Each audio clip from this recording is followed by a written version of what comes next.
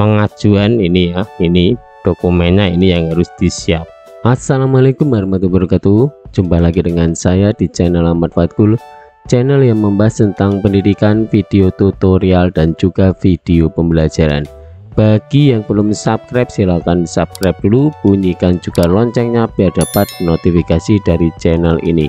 Like video ini dan sebarkan ke yang membutuhkan. Oke, di video kali ini saya akan berbagi video tutorial informasi terbaru dari website Dapodikdasmen tentang e-ijazah 2025. Langsung saja simak video berikut ini, jangan di skip-skip biar tidak ketinggalan informasi. Nah, baik, langkah yang pertama kita masuk di website Dapodikdasmen ya. Ketikkan aja di Google kita ini ya, ketik Dapodikdasmen, nanti muncul link yang paling atas ini, kita klik. Nah, tampilannya seperti ini. Kita scroll ke bawah. Nah, di sini ada informasi terbaru tentang pengelolaan ijazah jenjang pendidikan dasar dan pendidikan menengah. Nah, ini suratnya 30 April 2025 ya. Nah, kalau kita buka, kita klik, di sini ditujukan untuk kepala dinas, kemudian kepala-kepala daerah ya ini ya. Kemudian juga ditujukan untuk kepala satuan pendidikan. Nah, ini penting sekali, seluruh Indonesia. Di sini berdasarkan surat ini intinya itu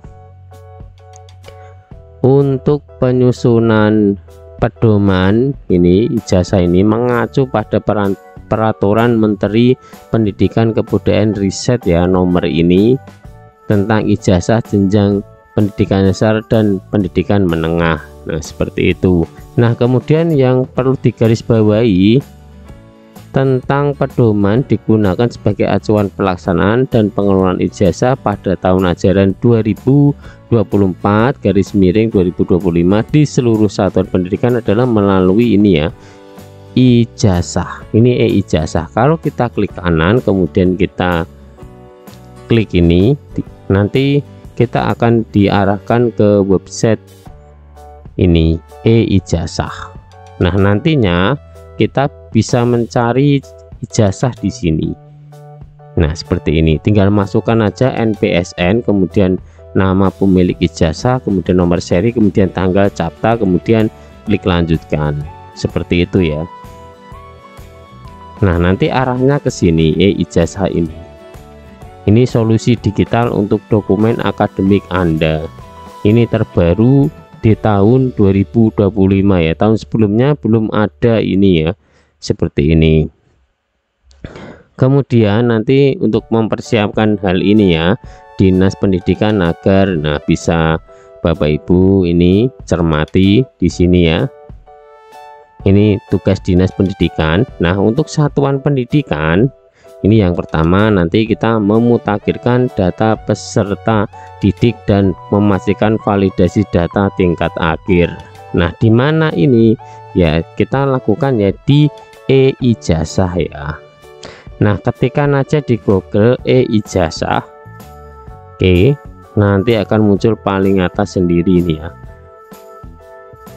Nah, seperti ini websitenya. Kemudian kita login dulu. Di sini kita klik login. Nah, kemudian masukkan password verbal ini, akun verbal. Kalau misalkan gagal login, silakan bisa lihat tutorialnya di channel saya. Di video yang lain sudah ada, atau nanti saya sematkan di deskripsi video ini juga ada ya. Nah, kita klik login. Oke, ini berhasil login ya. Kemudian kita masuk ke manajemen ijazah di sini. Oke, kita klik login sekarang. Nah, login lagi, misalkan gagal ya kita lakukan lagi. Nah, ini sudah berhasil login ya, kita ya mengerti.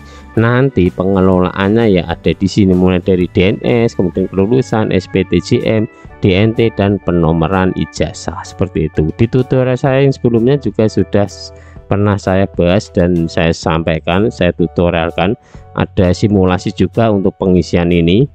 Nah, kemudian yang kedua yang penting ini memeriksa data kepala sekolah, di mana ya silakan di ini profil ijazah kepala sekolah. Di sini pastikan sudah benar ya. di bagian menu ini. Gelar, kemudian namanya, NIP-nya. Kemudian ini menetapkan status kelulusan peserta didik. Nah, status kelulusan ini tuh ditetapkan di sini ya.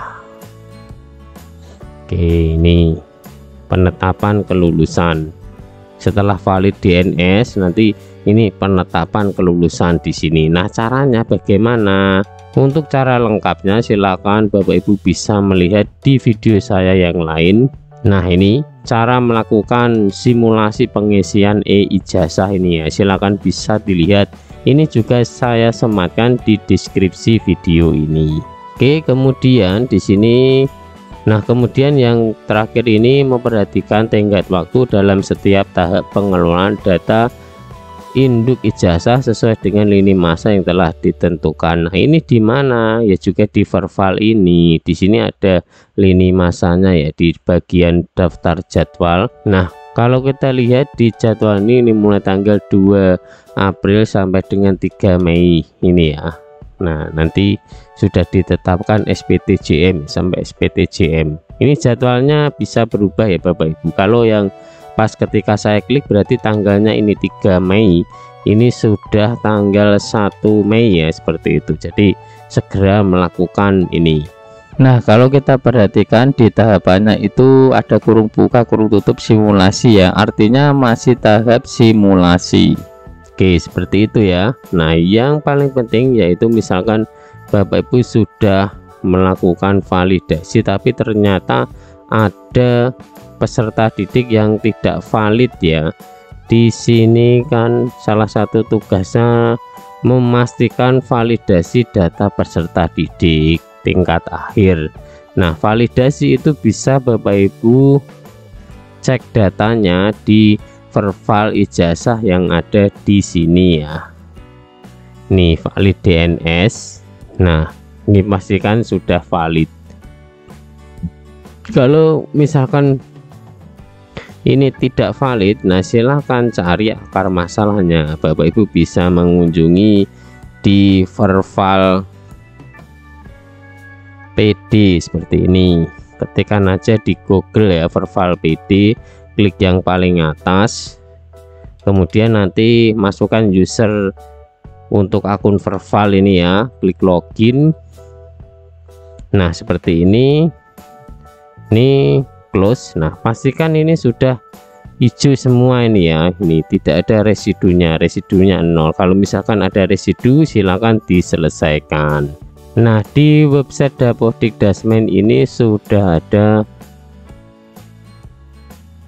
informasinya ya. Kalau kita klik ini yang help ini, kita klik ini, nah seperti ini nanti akan muncul di sini user guide seperti itu, atau kita masuk di ini ya, user guide ini e-ijazah yang tadi sebelum kita masuk ke manajemen ijazah. Nah, di sini sudah ada panduan-panduan lengkapnya. Di sini ada penyelesaian residu NISN kosong. Nah, nih bisa kita klik di sini. Nah, caranya nanti akan tampil di sini. Oke, ini ya sudah ada lewatnya ini edit NISN menggunakan NISN data kemdikbud.go.id. Nah, misalkan punya masalah lain ya bisa dicari di yang lainnya. Misalkan ini penyelesaian residu NISN ganda. Nah, kita klik di sini. Nah, silakan Bapak Ibu bisa membacanya di sini. Di sini sudah ada petunjuk-petunjuknya lengkap ya, langkah-langkahnya. Oke, seperti itu. Nanti pengajuan ini ya, ini dokumennya ini yang harus disiapkan. Ini sudah ada gambarnya, pokoknya lengkap di sini. Silakan bisa ikuti petunjuk yang ada di sini seperti itu ya Bapak Ibu. Nah, demikian video tutorial tentang informasi terbaru Dapodikdasmen tentang e-ijazah 2025. Semoga bermanfaat. Share ke yang lain, share ke yang membutuhkan. Terima kasih. Wassalamualaikum warahmatullahi wabarakatuh.